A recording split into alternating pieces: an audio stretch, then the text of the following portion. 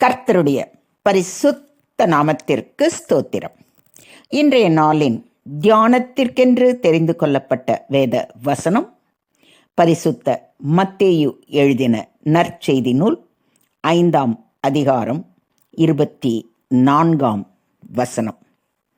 மத்தேயு 5:24. அங்கேதானே பலிபீடத்தின் முன் உன் காணிக்கையை வைத்துவிட்டு போய் முன்பு உன் சகோதரனோடே ஒப்புரவாகி பின்பு வந்து உன் காணிக்கையை செலுத்து.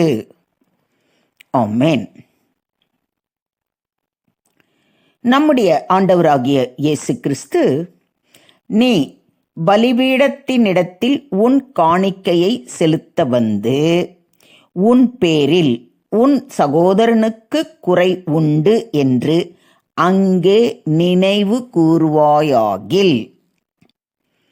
அங்கேதானே பலிபீடத்தின் முன் உன் காணிக்கையை வைத்துவிட்டு போய் முன்பு உன் சகோதரனோடே ஒப்புரவாகி பின்பு வந்து உன் காணிக்கையை செலுத்து என்று கூறுவதை வாசிக்கிறோம். இங்கு இயேசு பலிபீடத்தில் காணிக்கை செலுத்துவதற்கான சரியான மனநிலையை பற்றி பேசுகிறார். இன்றைய தியான வசனம் கண்டிப்பாக மனமாறுதல், சமாதானம் மற்றும் மனிதர்கள் இடையே நல்லுறவை வலியுறுத்துகிறது. இயேசு நமக்கு ஒரு எளிமையான கற்றலை வழங்குகிறார்.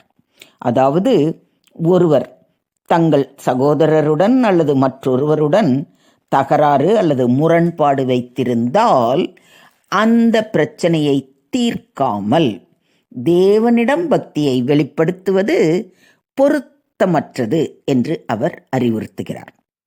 தேவனிடமிருந்து நாம் மகிழ்ச்சி பெற வேண்டுமானால் முதல் நிலை நாம் மற்றவர்களுடன் உள்ள உறவை சரி செய்ய வேண்டும். ஒருவருடன் பகை வைத்திருக்கும் போது தேவனிடம் காணிக்கை செலுத்துவதில் உண்மையான அர்த்தம் இல்லை. அப்படிப்பட்ட காணிக்கையை தேவன் ஏற்றுக்கொள்ளவும் மாட்டார் என்பதைத்தான் இன்றைய தியான வசனம் மூலம் தேவன் நமக்கு மிக தெளிவாக வெளிப்படுத்துகிறார். இன்றைய தியான வசனத்தின் போதனை உண்மையான சமூக நீதி மற்றும் சகோதரத்துவத்தை அடிப்படையாக கொள்கிறது. மற்றவர்களுடன் ஒற்றுமையாகவும் சமாதானமாகவும் இருக்கும் பொழுது மட்டுமே தேவனுடன் கூடிய உறவில் பலப்பட முடியும். இது ஒரு பக்தியின் உண்மையான வழிகாட்டுதல் ஆகும். அதாவது, மனிதர்கள் மற்றவர்களுடன் எவ்வாறு நடந்து கொள்ள வேண்டும் என்பதில் ஒழுக்கத்தின் அடிப்படையை அடிக்குறிக்கிறது. இயேசு கிறிஸ்து இந்த உபதேசத்தை வழங்கிய போது அவர் வேதத்தில் காணப்படும் பண்டைய யூதர் வழிபாட்டின் விளக்கம் மூலமாகவும் தேவனை மகிழ்விக்க முழுமையான வழிபாடு மற்றவர்களுடனும் நல்ல உறவுகளுடனும் துவங்க வேண்டும் என்பதை வலியுறுத்துகிறார். நீங்கள் ஒருவர் மீது கோபமாகவோ அல்லது பகை உணர்ச்சியுடனோ இருப்பீர்கள் என்றால் நீங்கள் அவர்களை பொருத்தி அமைதி காண வேண்டும். அதன் பிறகு மட்டுமே உங்கள் காணிக்கையை செலுத்துவது தேவனால் ஏற்றுக்கொள்ளப்படும். இயேசு கிறிஸ்துவின் இந்த போதனை நம்முடைய இருதயத்தின் தூய்மையை வலியுறுத்துகிறது. தேவனை மகிழ்விக்க நாம் செலுத்தும் ஒவ்வொரு காணிக்கையும் அல்லது வழிபாடும் முதலில் சக மனிதர்கள் இடையே அமைதி கொண்டு வருவதன் மூலம் மட்டுமே முழுமையாக விளங்கும். இதை விசுவாசிக்கிறீங்களா? சமாதானம் பண்ணுகிறவர்கள் பாக்கியவான்கள். அவர்கள் தேவனுடைய புத்திரர் எண்ணப்படுவார்கள் என்று நம்முடைய ஆண்டவராகிய இயேசு கிறிஸ்து கூறுவதை கவனியுங்கள். இங்கு இயேசு சமாதானம் செய்பவர்களை புகழ்ந்து அவர்களை தேவனுடைய பிள்ளைகள் என்று குறிப்பிடுகிறார். இது மற்றவர்களுடன் அமைதியை நிலை நிறுத்துவதின் முக்கியத்துவத்தை விளக்குகிறது. தேவனுடைய மக்களாக இருப்பது என்பது சமாதானத்தை ஊக்குவிப்பதை குறிக்கிறது. ஏனெனில் தேவன்தான் சமாதானத்தின் ஆதாரம். இதையும் ஒத்துக்கிறீங்களா? மனுஷருடைய தப்பிதங்களை நீங்கள் அவர்களுக்கு மன்னித்தால் உங்கள் பரமபிதா உங்களுக்கும் மன்னிப்பார். மனுஷருடைய தப்பிதங்களை நீங்கள் அவர்களுக்கு மன்னியாதிருந்தால் உங்கள் பிதா உங்கள் தப்பிதங்களையும் மன்னியாதிருப்பார் என்று மிக தெளிவாக நம்முடைய ஆண்டவராகிய இயேசு கிறிஸ்து கூறுகிறார். அதாவது மன்னிப்பின் முக்கியத்துவத்தை வலியுறுத்துகிறார். மன்னிக்காமல் உள்ளவர்களுக்கு தேவனிடத்திலிருந்து மன்னிப்பு கிடையாது என்று சொல்வதிலிருந்து மற்றவர்களுடன் நாம் எந்த அளவு நல்லுறவை பேண வேண்டும் என்பது புரிகிறதல்லவா? மன்னிப்பு இல்லாமல் மனமாறுதல் முழுமையாக நடக்க முடியாது. மன்னிக்கும் மனப்பான்மை இல்லாதவன் ஒருபோதும் தேவ அன்பை முழுமையாக பெற முடியாது என்பதை விசுவாசிக்கிறீங்களா?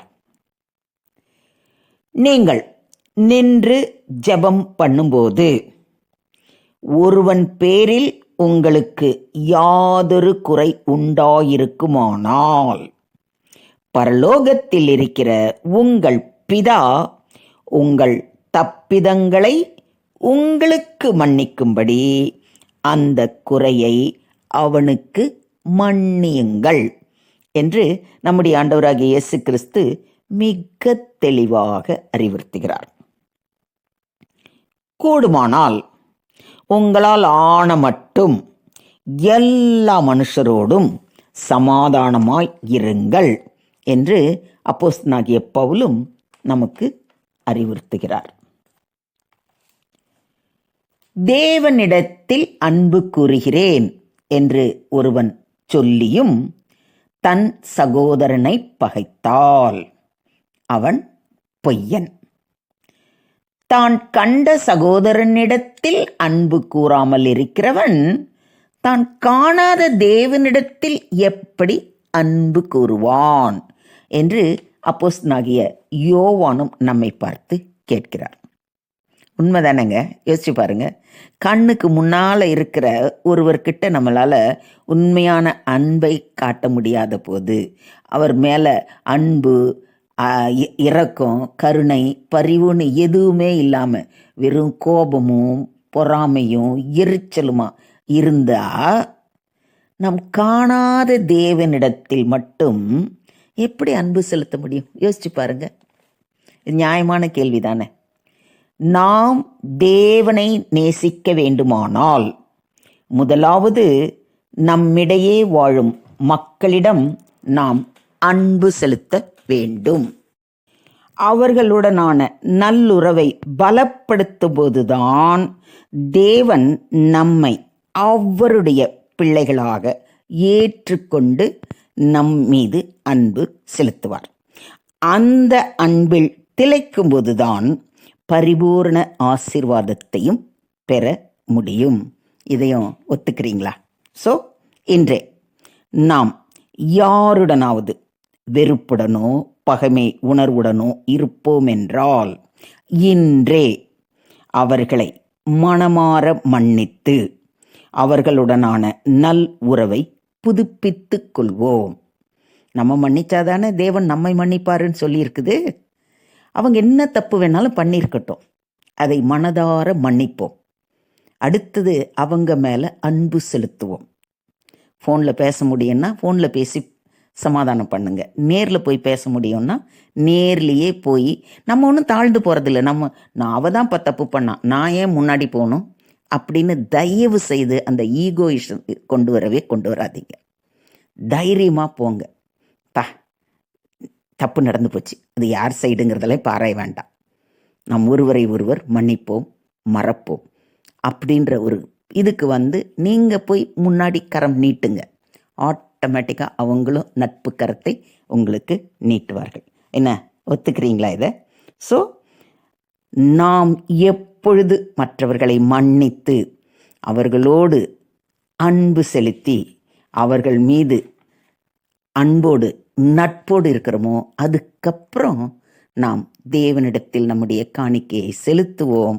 இந்த காணிக்கை மாத்திரமல்ல, காணிக்கை செலுத்தும் நம்மையும் அவர் அவருடைய பிள்ளைகளாக ஏற்றுக்கொண்டு நம்மை ஆசீர்வதித்து வழி நடத்துவாராக. தேவனுக்கே மகிமை உண்டாவதாக. ஆமேன், ஆமேன், ஆமேன்.